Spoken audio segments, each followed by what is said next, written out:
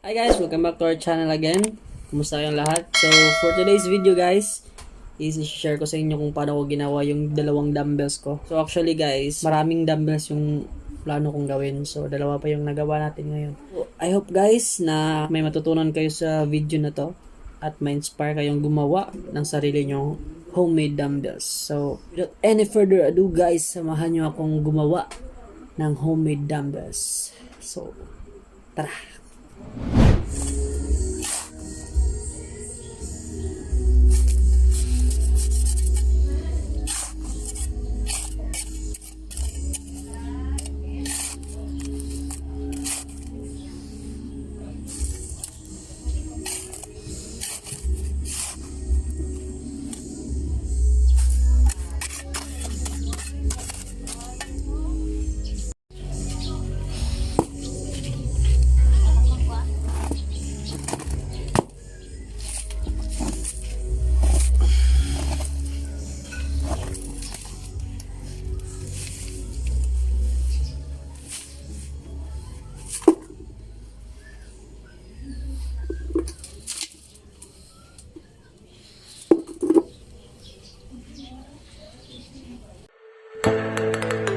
So ito guys is ang process na to is same lang sa ginawa kong flower pot na dumbbell yung nakita nyo sa thumbnail. So ganito lang din yung gagawin nyo. Ito lang din yung i-apply nyo sa flower pot. So ayan, bubutasan natin sa gitna. Pero dyan natin ilalagay yung simento para mahalo natin yung space.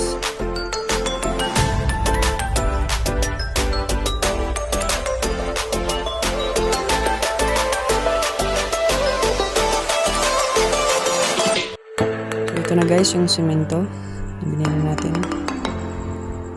Ayan. Lalagyan natin dito sa gitna.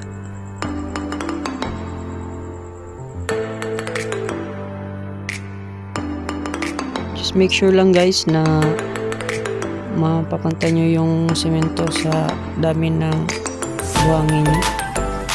So meron tayong mixture dito. So kayo na magbahala mag-estimate sa gano'ng karami ng semento yung ilalagay mo. So yun na guys, haluin na natin ng mabuti. Just make sure na ma-mix talaga siya para maging lutong-luto yung texture natin.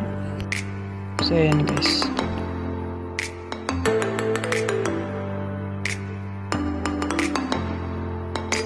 So ayan guys, na-mixan natin ng mabuti.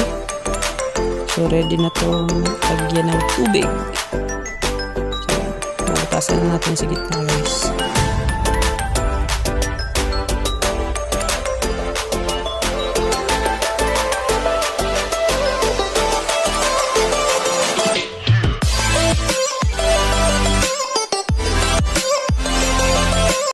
So yun guys, lalagyan na natin ng tubig.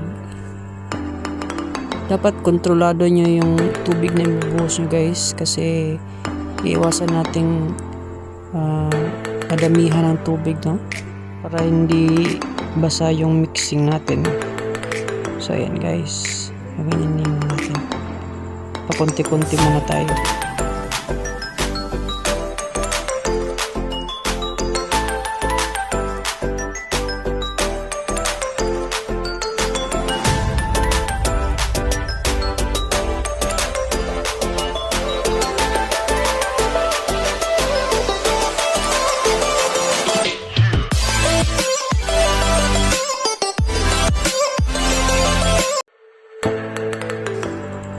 Ayan, nahalo na natin guys.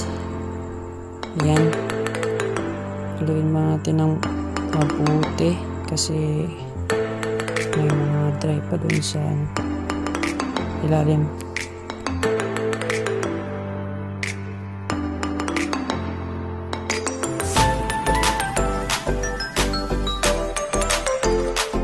So ayan guys, okay na to. Ready to put na to guys. So dito natin ilalagay. Ayan. Lagyan mo natin lahat.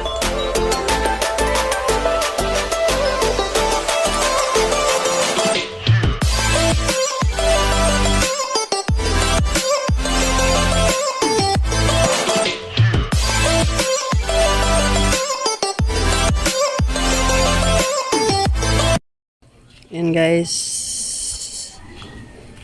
Pinapatuyo na natin. Ayan.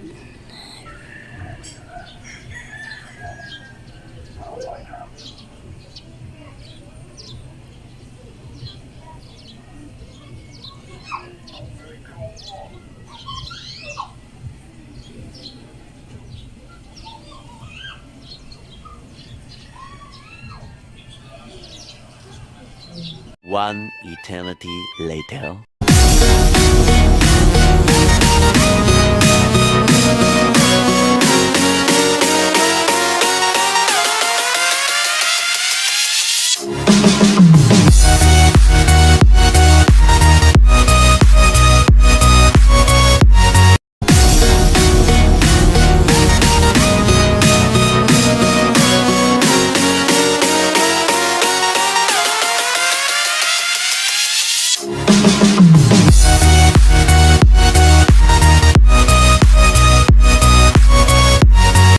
One eternity later. Kayo lang.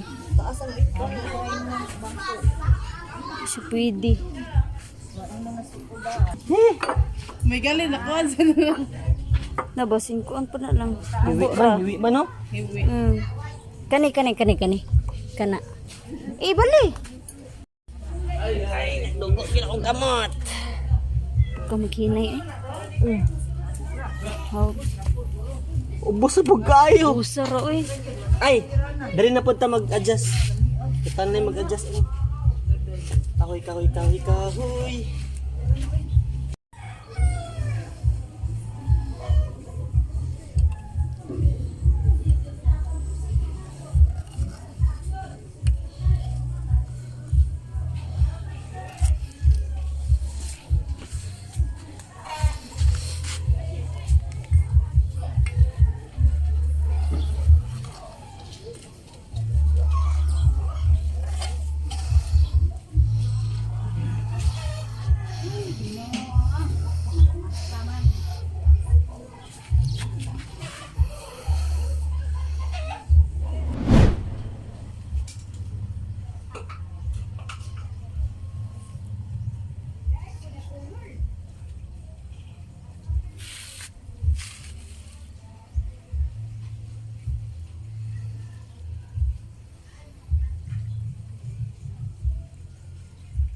One eternity later.